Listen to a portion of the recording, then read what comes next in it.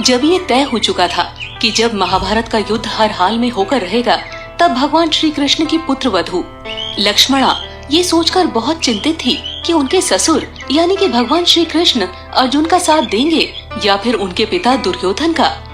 दोस्तों, यहाँ आपके मन में ये सवाल आ रहा होगा कि भगवान श्री कृष्ण की पुत्र वधू दुर्योधन की पुत्री कैसे थी।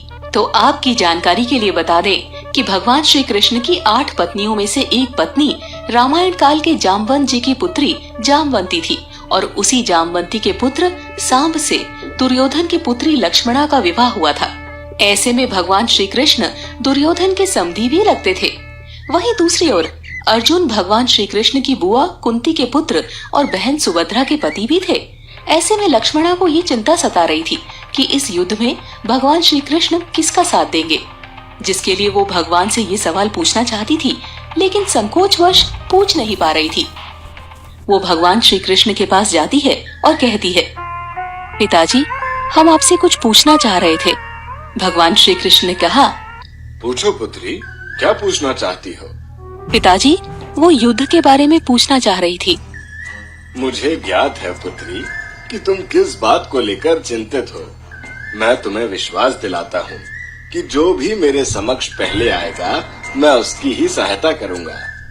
पिताजी, ये भी तो हो सकता है ना कि आप अपने सखा अर्जुन को चुन लें? मैं किसी का चुनाव नहीं करता हूँ, बल्कि लोग मुझे चुनते हैं।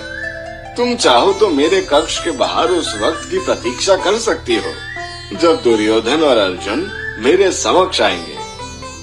इतना कहकर भगवान श्री कृष्ण अपने कक्ष में चले जाते हैं। जब वो गहरी नींद में सो रहे होते हैं, तब दुर्योधन उनके पास आता है और श्री कृष्ण को नींद में देखकर उनके सिरहाने की तरफ बैठ जाते हैं।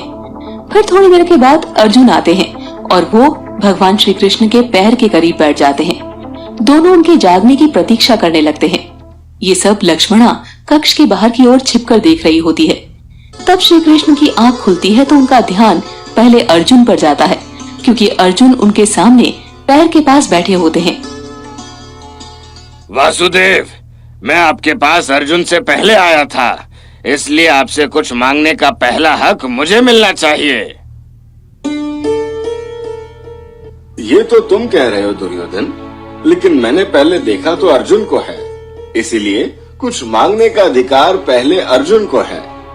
ऐसे में दुर्योधन को थोड़ा सा क्रोध आ जाता है और वो कहते हैं, लेकिन नियम ये था कि पहले जो द्वारका आएगा वो युद्ध में आपके समर्थन की मांग पहले रखेगा।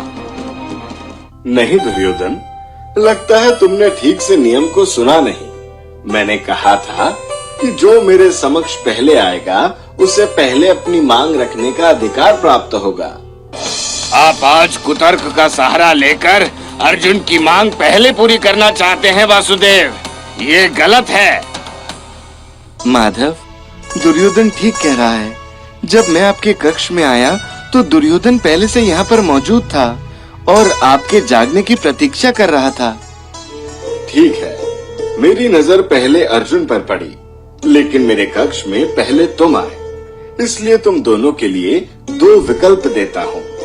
एक तरफ मेरी पूरी नारायणी सेना रहेगी और दूसरी तरफ मैं रहूंगा। तुम दोनों अब ये तय करो कि किसे कौन चाहिए, लेकिन एक बात का ध्यान रखना कि मैं बिल्कुल निहत्था रहूंगा। युद्ध में किसी तरह के अस्त्र शस्त्र का प्रयोग नहीं करूंगा। माधव, मुझे तो आप चाहिए। मैं ऐसी नारायणी सेना लेकर क्या करूंगा जिसमें आप ही नहीं होंगे। अर्जुन की ये बात सुनकर दुर्योधन की खुशी का ठिकाना नहीं रह जाता। वो हंसते हुए अर्जुन से कहता है, लगता है तुम्हारी बुद्धि भ्रष्ट हो गई है। मुझे तो नारायणी सेना ही चाहिए जो किसी युद्ध में पराजित नहीं होती। भगवान श्री कृष्ण दोनों को अपनी सहमति दे देते हैं। तब वो दोनों वहां से चले जाते हैं। उधर लक्ष्मणा ये सब देख रही थी। जब वो दोनों चले गए तो वो श्री कृष्ण के पास आई और बोली, पिताजी, आपने सही कहा था, आप किसी को नहीं चुनते, लोग आपको चुनते हैं।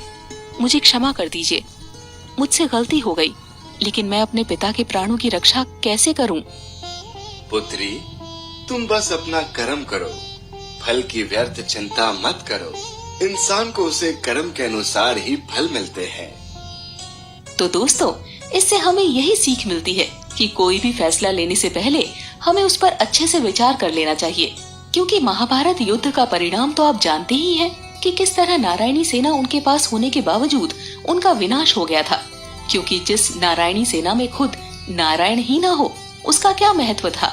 और इस बात को अर्जुन भली भांति समझते थे, इसीलिए उन्होंने खुद नारायण को अपनी मदद करने की प्रार्थना की, जिससे पांडवों की युद्ध में विजय हुई